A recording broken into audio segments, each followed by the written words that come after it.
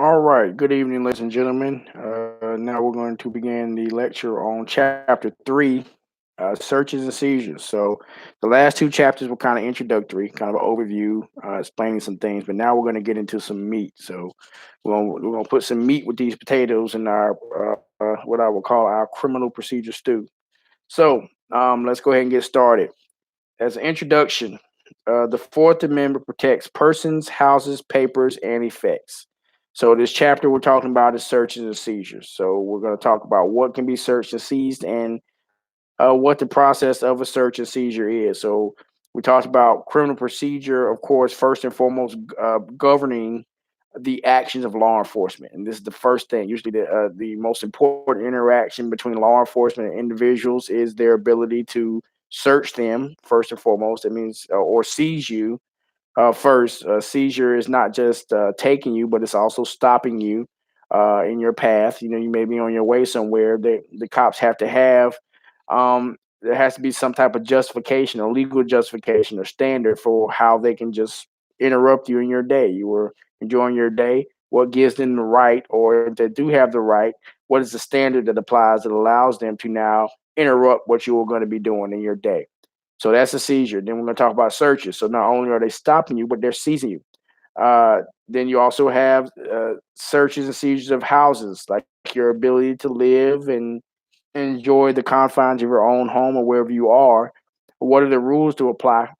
I mean, that apply to law enforcement and give them the ability to now see, search, and essentially seize by taking over and see and searching your home. So the Fourth Amendment has two clauses.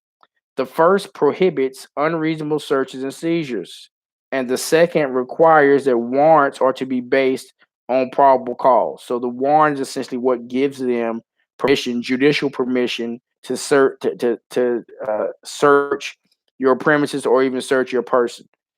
So that's what a warrant is, and a seizure is also arresting. So when you're arresting someone and stopping them from moving and going where they want to go and taking them into custody, that is a seizure. So there has to be you have to have judicial permission. Not all the time. We'll talk about when you don't have to have when the cops don't have to have judicial permission, but they have to have judicial permission based on a warrant that is based on probable cause. So the first clause prohibits unreasonable searches and seizures, and the second requires that warrants or judicial permission be based on probable cause.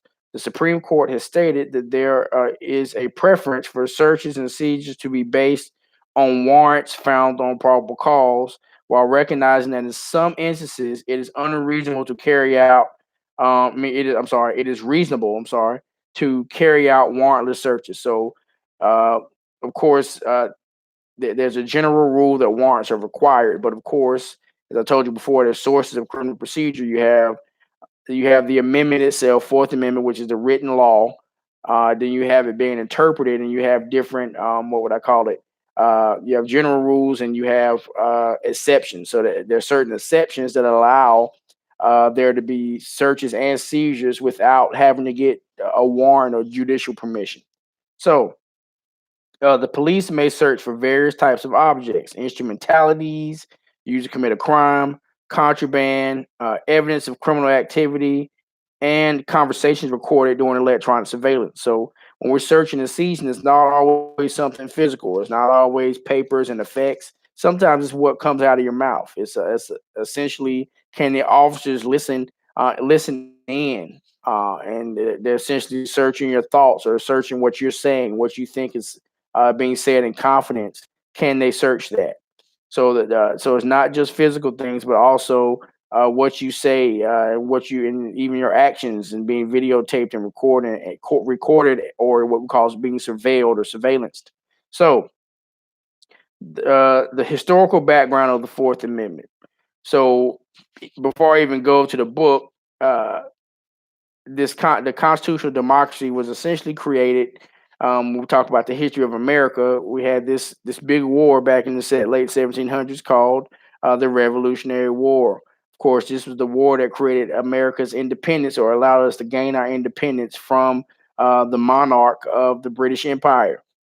So, of course, the way we were treated here, thousands of miles away across the whole ocean from the government that controlled America, a lot of people weren't happy. They weren't happy with the fact that, of course, there wasn't really much of a police presence back then. Police were like the military, so we call them the redcoats, the military.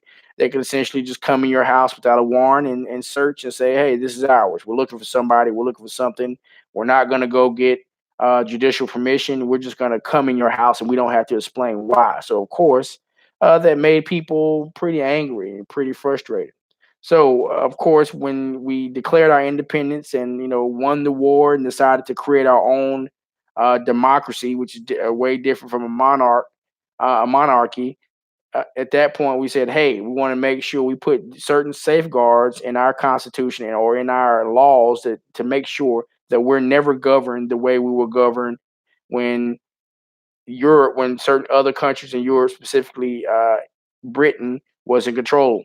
So the Fourth Amendment was drafted to protect individual. Where am I? Okay, the Fourth Amendment was drafted to protect individuals against the type of broad searches and seizures carried out by British authorities, as I said before, in the American colonies through the reliance on general warrants and writs of assistance. The Fourth Amendment was intended to abolish general warrants and writs of assistance by prohibiting unreasonable searches and seizures and providing that no warrant shall issue but upon probable cause, supported by oath or affirmation, and particularly describing the place to be searched and the person or things to be seized. So that put in specific rules. So now we're putting in rules that say that are going to say law enforcement can't just run up in your crib and say, "Hey, we're here because we want to be here. We have this warrant that's not this, I guess, a general warrant that's not specific at all. We're just coming in." So of course, the Fourth Amendment says we don't like that. Now that this is our country, we're going to require that if law enforcement is going to run in your crib, they have to have a warrant that is specific, and it has to be based upon probable cause. Meaning now you have to explain the reason for the search, why you believe the contraband or something illegal is there for you to search. So it's not just a matter of saying, "Hey, judge, give me this warrant." It's a matter of explaining why you're even asking for the warrant and what is the basis for your belief that what you're looking for is, or who you're looking for is within a certain premises, or who you think it is. So Supreme Court has expressed a preference for searches founded on a warrant based on probable cause. That is specific as to where and when the police may search and what the police may search for and seize. So, searches. In 1967, in Katz v. United States, the Supreme Court adopted Justice Brandeis's dissent in the Olmstead case. Katz rejected the property rights or transitory approach and adopted an expectation of privacy test for the application of the Fourth Amendment. So, of course, prior to that Olmstead case, um, yeah, prior to that, prior to the Olmstead case, the court or during the Olmstead case, I'm sorry, not prior to, just prior to the Katz case, they were applying the Olmstead or judicial reasoning, which essentially says they apply what we call a transitory search. So it meant for a search to be a search, they must be kind of intruding on you, physically intruding on your place of business or your place where you live, your home, or where you are. Um, so of course, the old Olmstead case is way older than the Katz case. By 1967, there was a different idea of what can be trespassed upon, right? So you have more technology and things in play. So now they created a new rule or new, I guess, a new judicial or a new, I'm trying to think of a word for it. A I guess a new standard which says we're going to apply what we call the expectation of privacy. So it's not just about law enforcement having to physically search or physically kind of trespass on your person or on your property. It's about the things you have an expectation of privacy on. I'm sorry. So you have an expectation of privacy in the conversations you have over the phone, right? But the cops don't have to necessarily break in your house to listen to your phone conversation. So instead of having this trespassatory standard that says you kind of have to be physically trespassed upon, or your property has to be physically trespassed upon for it to even constitute a search. They kind of widen what a search is by saying uh, what can be searched is including, or what you have, essentially they can't just search or I guess impede upon anything that you have a reasonable expectation of privacy in. That includes conversation. So now we have a wider variety of things that are included into in the category of what is searched.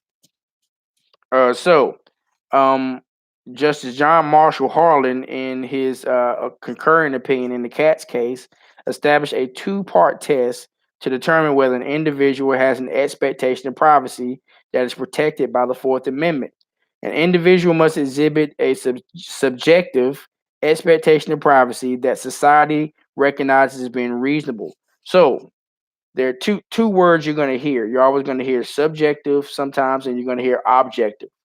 Let me go ahead and explain the difference between the two. Anytime we talk about subjective, we're talking about making an individual the subject. We're talking about what this person in their particular position, who they are as an individual, what they're doing, and whether or not it was reasonable for them. So we're examining how that subject, that one person, is reacting. It may be you, how you were reacting to the situation. So anytime you're saying, well, if it was me, I'd do this, that is a subjective point of view you're talking about.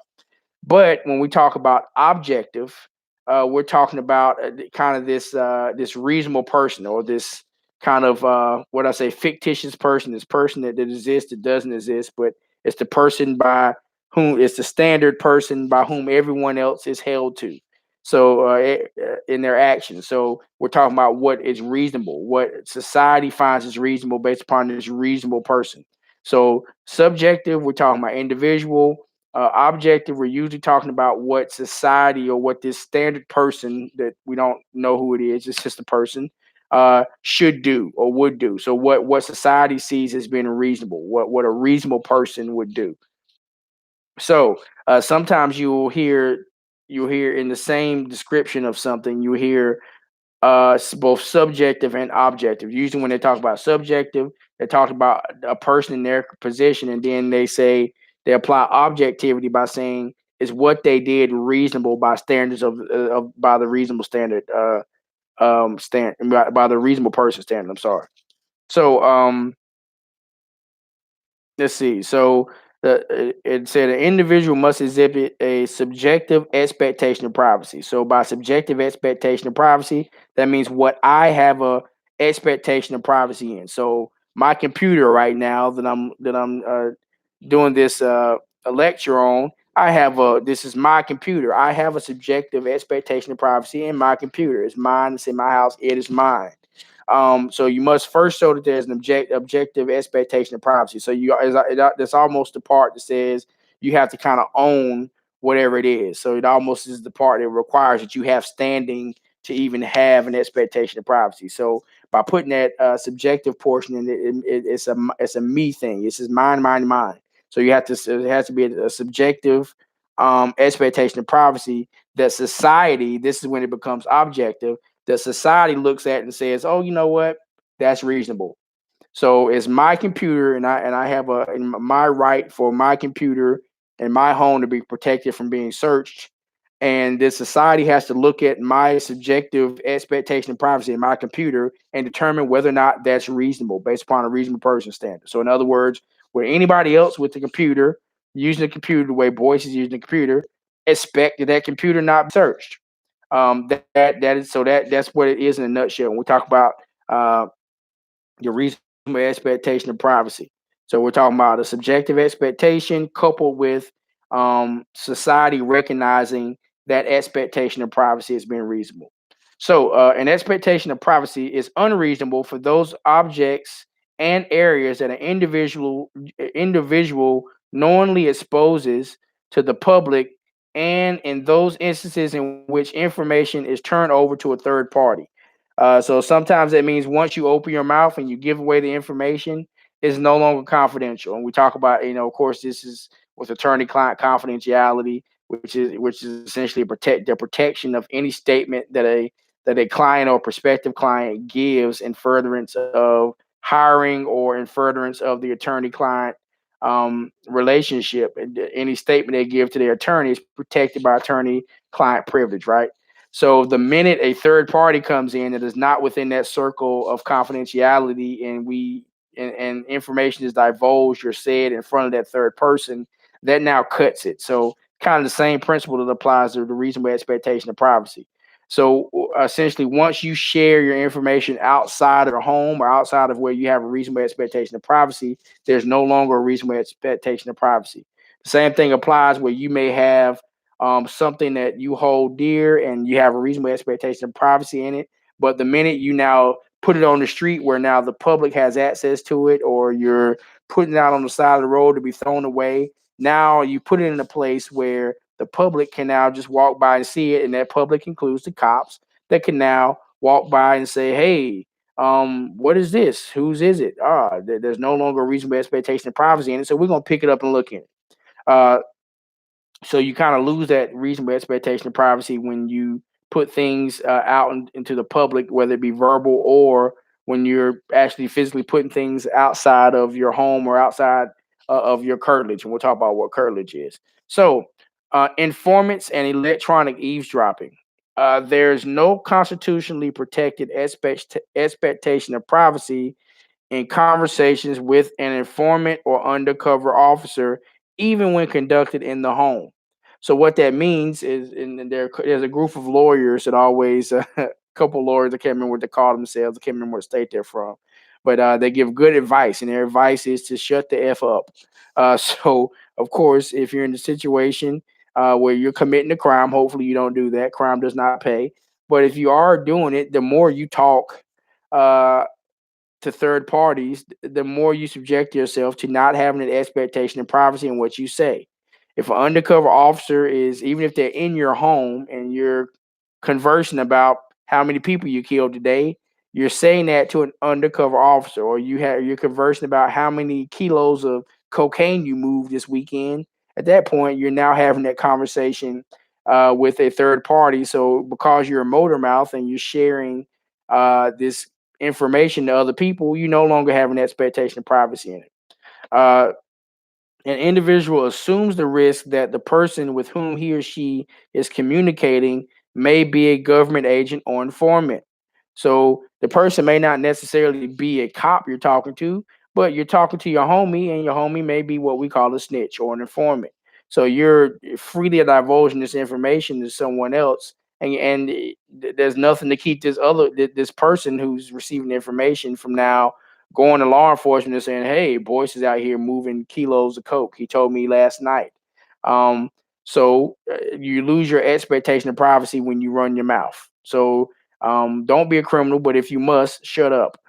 So plain next we have another except. So we're gonna count these as things that are not, that you don't have a reasonable expectation of privacy in. Another thing that you do not, another type of item that you will never have a reasonable expectation of privacy in, or and I would call it kind of an exception to the general rule of Fourth Amendment, what can be searched and what can't, is what we call plain view, things that are in plain view. In other words, this is contraband or something that's illegal, that you're not exactly hiding. You're leaving it somewhere where anyone can walk by and say, "Hey, is that a kilo of cocaine?" I think we're going to go in there and make an arrest. That is plain. That is plain. The plain view doctrine. Plain view is an exception to the Fourth Amendment warrant requirement that allows the police to seize an item without a search warrant under two conditions. First and foremost, the police officer must be lawfully positioned or have a right to be where he or she is situated. And we'll talk about that. Second, the police officer must have probable cause to seize the object. So that means the object in and of itself, however, is laying and in its plain view, must be something that's obviously illegal, meaning, oh, I can now, I have probable cause just by virtue of me looking at what that is in plain view to arrest that person for possessing it. Um, the probable cause must be immediately apparent on seeing the object. So in other words, there's no doubt what it is. So that first requirement, that the police officer must be lawfully positioned, um, and have a right to be where they are. What that means is if I'm in my home, um, and the officers bust into my home without a warrant, and then as they're busting into my home and this warrantless seizure of my home, they say, "Hey, Boyce is rolling weed on the table. That is obviously marijuana, and we see it. It's in plain view." In that situation, the plain view doctrine is not applied because the officer is not legally positioned. So the officer has to be somewhere where they're legally allowed to be. If you just bust in my house, you've already violated my Fourth Amendment rights just by virtue of being where you're not supposed to be. But let's say um, I'm in my car, windows down. I'm chilling in the public. I'm downtown Greensboro, and I'm deciding to roll my weed in my lap. I got my little thing out, rolling weed, and a cop is just walking by. He has a right to be outside. He's walking by, and all he has to do is look. He doesn't have to roll my window down. He doesn't have to bust the window open. All he has to do is from where he's positioned, lawfully look and see that Boyce is doing something super illegal right there. In that situation, uh, actually in that situation, both prongs of the test or both requirements are met. The cop is legally positioned, so in a place where they're legally allowed to be, where they're not violating a right just in being in that position, or where they're located. And two, in that location, they can plainly see without doing anything extra, without putting on X-ray, vision goggles. They're looking at contraband or something that gives them probable cause to arrest you. So those are two things that must. So so if you think it's plain view, you ask yourself two questions: Is the cop um, legally positioned or in a place where they can be, and they're not in violation of someone's rights just by virtue of being where they are? And then two, the second question is the item that gives probable cause for arrest or search and seizure. Is it um, in plain view? In other words, just by virtue of looking, is can they see it? And that plain view thing, or in other words, that means that they can't use anything. Let me see, synthetic or anything that kind of enhances their natural ability to see. So I can't see through a wall. I can, so if I'm a cop and I'm outside of a house with no windows, if I have to put on my Superman X-ray vision goggles to see into the house, that is not plain view. I had to use something outside of my own vision, and my own five senses to know what's going on behind those walls. So that's not plain view. We'll talk about that in a little bit. So then the next thing we're going to talk about open fields, curtilage, and the home. Open fields have no expectation of privacy, and the police do not require a warrant for a search. So if there's an open field or in your backyard or somewhere where people can just walk, there's no boundary, there's nothing saying you can't come in, no gate. And even if there is a gate or a fence, if from outside the fence I can still look in and see contraband or something that's not supposed to be there, in that situation, now I have probable cause to come in and search or even arrest in certain situations. But open fields have no expectation of privacy, and the police do not require a warrant for a search. Curtilage, in contrast to open fields, retains an expectation of privacy and is the site of the intimate activity associated with the sanctity of a man's or woman's home and the privacies of life. So, by curtilage, what does curtilage mean? Curtilage means the home and other things that may not necessarily be in the residence. But let's say, I grew up in the country, you had a house, and then outside you had that shed on your property where you keep the lawnmower and you keep other things. Now that shed is not actually inside the home, but it's a part of the curtilage. It means just by its attachment to the home and being in the yard and being covered, it is within that expectation. It carries the same expectation of privacy as the house itself. So just by being within the curtilage, that is not so that's what curtilage means. So anything within my property line is covered, and it's obvious that you're not supposed to see in it, and it's covered. That is curtilage. So like the book says, it's protected and it's given the same reasonable expectation of privacy, and and it holds the same sanctity of a man's home, and therefore it's considered part of the home uh, itself. whether land is considered an open field is based on a number of factors. So of course, open fields and curtilage are two different things, right? So, but they're really a lot the same. 'Cause I just said things like property lines. So sometimes I may have a fence, one of those wire fences where it's obvious that you're gonna have to jump it to cross over, and of course, by virtue of the fence being there, that means I don't want you to cross the fence. But if I have a marijuana grow operation happening right on the other side of that fence, and you can see marijuana stalks growing and a whole crop of weed growing, just by virtue of looking, you didn't have to jump over the fence to see it. Then that's not necessarily curtilage. That is an open field. But let's say I have a greenhouse that is attached to my or in my yard or within my property boundary. Um, that greenhouse is closed off. You can't see in that greenhouse or tell what's going on unless you actually breach the door, break in, and go in and see what's in there. And that point, that is part of the curtilage. No, it's not my living room. It's not the house where I sleep. But by virtue of it being covered and being a part of my property, it is curtilage. And I have the same expectation of privacy in that greenhouse as my house itself.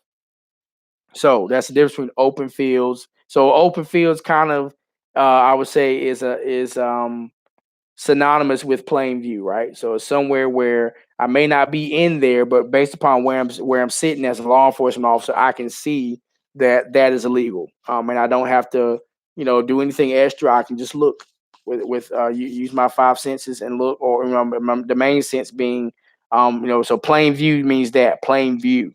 So when we talk about plain view, we're not talking about plain smell.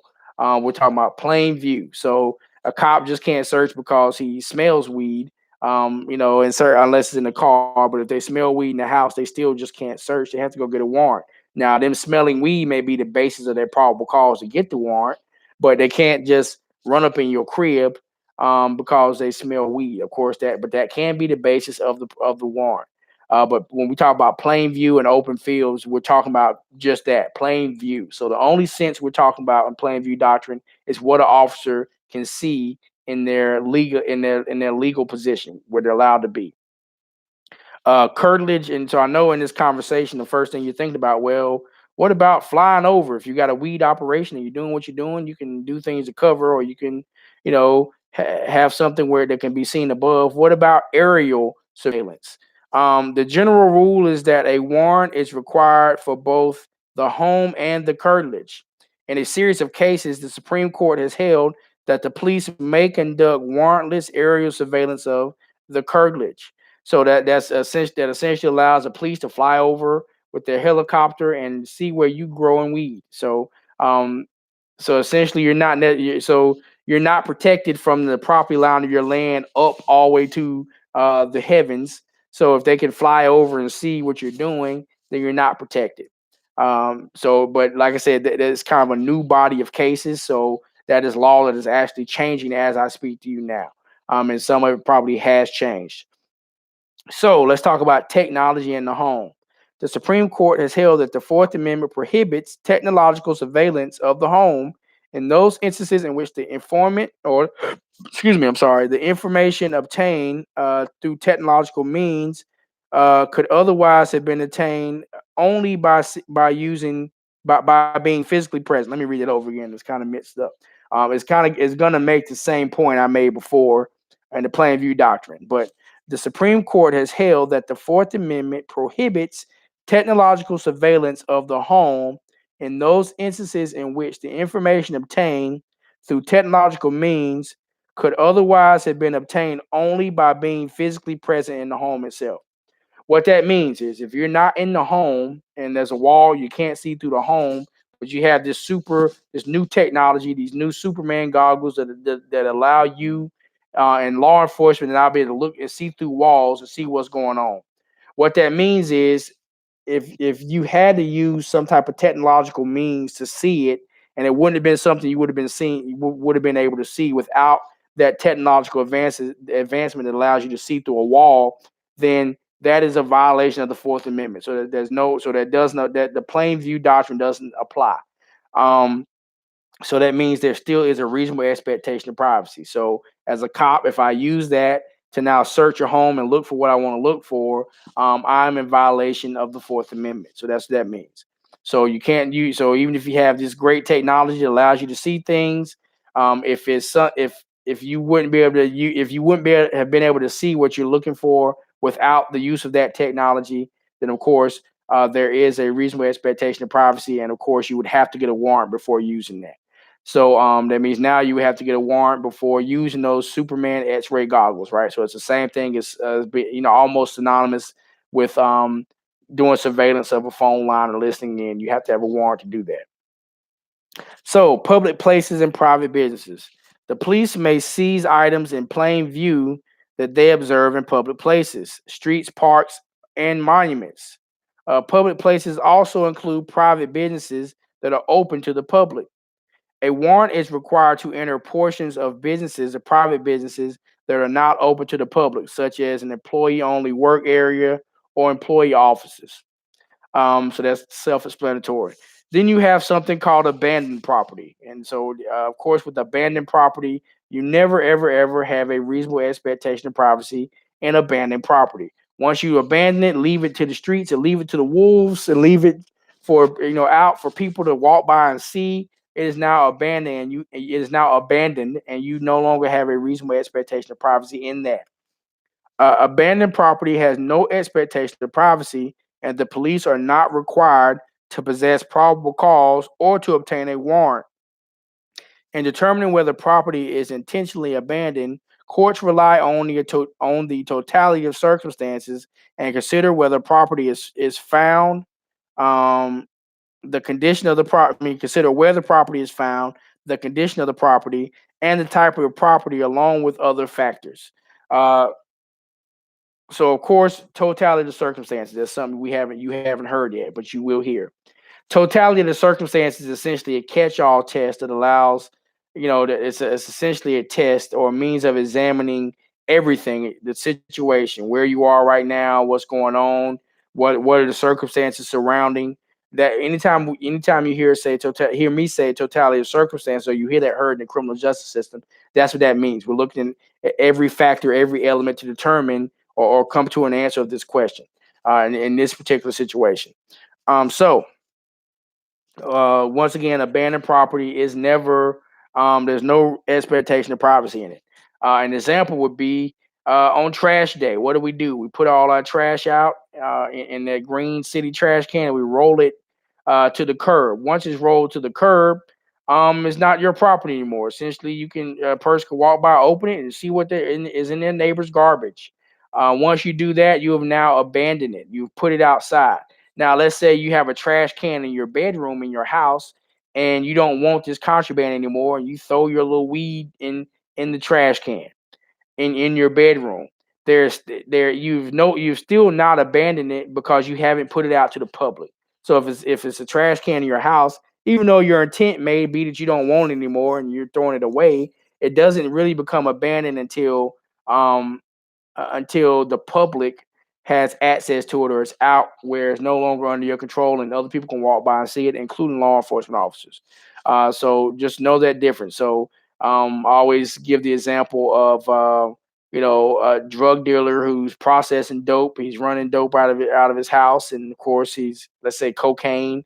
So he's processing his cocaine, cooking up his crack or whatever, and the bags that the cocaine comes in, of course, comes wrapped. They unwrap it, they put the cocaine out, and you have these bags with all this cocaine residue. So what's the drug dealer do? He say, "Well, we're done with those bags. Throw them away." You throw them in the trash can, and then you put them in that green trash can and roll them to the side of the road. If the cops walk by and say, "Hey, we think there's a drug operation going on in there," and they say, "Well, let's look in the trash can." They look in the trash can that is in front of this house, and say, "Hold on, that is dope. That is cocaine residue." Or, the matter of fact, they can take it at that point. They can take the bags or whatever's in the trash can at that point. They can actually take it because now it's abandoned. So they can take it back to their lab. They can test it and say, this is cocaine. So now we have probable cause to believe, and now we can go in and make arrest, or go in or get a search warrant and search the house. Now, from an evidentiary standpoint, when it goes to trial, the only problem with that from a law enforcement standpoint is if they don't actually see the trash can being wheeled down and see that no one else has put any of their trash in the trash can from another residence, then they don't know for certain who actually put it there. Because you do also know that once you roll your trash can to the side of the road, not only can it be looked at, but by other people, but other people can throw their trash in. I'll go ahead and admit that there have been times when my trash can has been full. I rolled it to the road, and there's another trash. There's always an extra trash bag, right? Doing what my wife will be doing something. Say, oh, this is more trash. Put this in the trash bag. Take it out. But the trash bag is already full to capacity. Matter of fact, it's open. It's like, where am I going to put this? And guess what? My neighbor's trash can is out there, right? I'm like, their trash can is not full. I'll put it in theirs. It's all going to the same landfill. So what if your neighbor does that? What if your neighbor that processes cocaine and makes crack? Um, After you roll your trash can to the curb, what if they decide to say, "Hey, we got these extra cocaine wrappers. Let's go ahead and put it in that trash in our neighbor's trash can." Then the cops roll by and they search your trash can, and now they think you have something to do with dope, with the dope game, but you don't. So at trial, they still have to prove beyond a reasonable doubt that that dope or that the drug paraphernalia or what you had the drugs in is yours. They have to connect it to you. So there's a lot of reasonable doubt that can be argued in a case like that, where you can say, well, yeah, it was found in my trash can, but I put my trash can out to the public.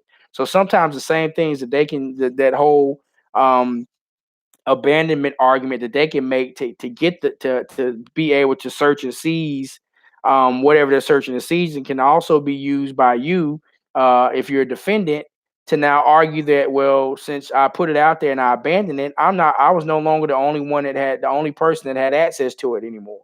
So now other people could have put their stuff in that trash can. You can't say with any high degree of certainty that whatever is illegal in that trash can is mine. My trash can has been out there all day. People could have drove by and put stuff in it. Matter of fact, that'd be a very bright idea if you were in the dope game. Why would you throw your drug trash away in your own trash can? I would probably put it on the neighbor as well. So that's a good argument. That's an argument that would go to reasonable doubt and whether the case can be proved beyond a reasonable doubt. But now we're not even that far yet. Right now, we're just talking about whether there's probable cause for a search or a warrant for search or seizure or arrest. So it may go to the standard and allow you to have probable cause to search and seize, or come back and search and seize, or even make an arrest. But that doesn't necessarily mean that the evidence obtained is going to be very good or prove guilt beyond a reasonable doubt. So there's a difference. Just being arrested, of course, you're always innocent until proven guilty. So someone can find you know cocaine or cocaine residue in your trash can, and you may get charged and arrested. They may seize your home. They may arrest you because they feel like it's yours. But at the end of the day, they still have to prove that it is yours beyond a reasonable doubt in court. And it's going to be very hard proving that unless they've done surveillance of your home and they have watched that trash can all day and they saw you roll it down and they watched it. They had eyeballs on that trash can the whole time, and they know for certain that once that trash can got to that curb, they saw no one else touch that trash can. In that situation, maybe if they can have someone that testifies to that, then they may be able to prove the case beyond a reasonable doubt. But if they're just walking by investigating and see that, oh, there's drug residue, or we think there's drug residue, we're going to pull it out of the trash can and take it back to our lab for testing.